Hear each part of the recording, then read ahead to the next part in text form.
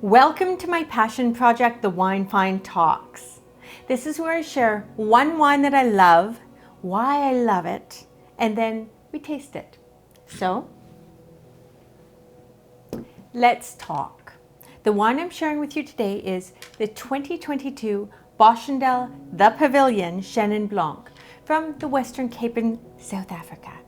Now this is a wine that's been a favorite of mine for years because it's consistent, it's always excellent vintage to vintage, and it offers outstanding value. And there's a reason for that. This is a wine made by Boschendal, one of the most respected wine farms in South Africa and probably the world. That wine farm has been operating continuously since 1685, so it's earned its reputation.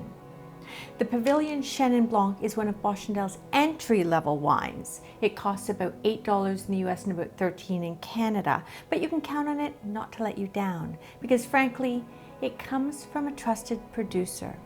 Boschendal simply isn't going to put its name on bad juice. It's a wine that's going to make all your summer lifestyle moments a lot easier, whether you're picnicking or just curled up in the shade scrolling social media. This is your bottle. Plus, it's respectable enough to bring to friends for dinner. So, let's taste. In the glass, clear and bright, which you'd expect, means it's stable. It also has not seen any oak, and you can kind of tell that from the fact that it's not very yellow. It's more straw. It's pretty, very bright. On the nose, oh, I love that. It always smells like this, which is so fresh.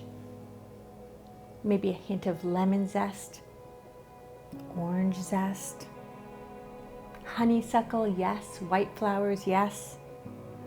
And there's a subtle salinity too, sort of like, seashell or something like that, a bit mineral too. So lots going on for a wine at this price point. And I like that. Those aromas are quite chiseled, quite articulate. It's very good value. And on the palate,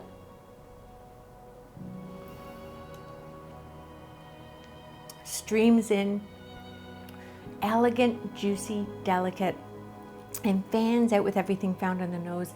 This is a bone dry wine with a linear style, piercing acidity, but also plunging depth. It goes down, and you know that because the length lingers.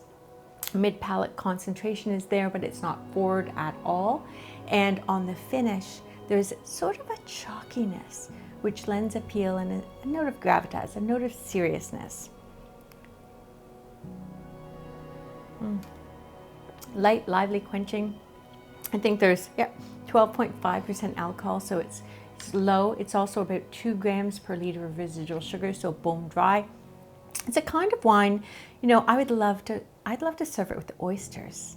You could have this, with or instead of that squeeze of lemon. But it also is a fabulous cheese and charcuterie wine for that picnic basket.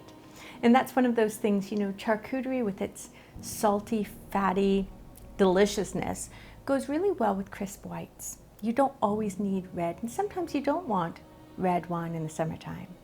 So lots of versatility, and that is what I wanted to talk about.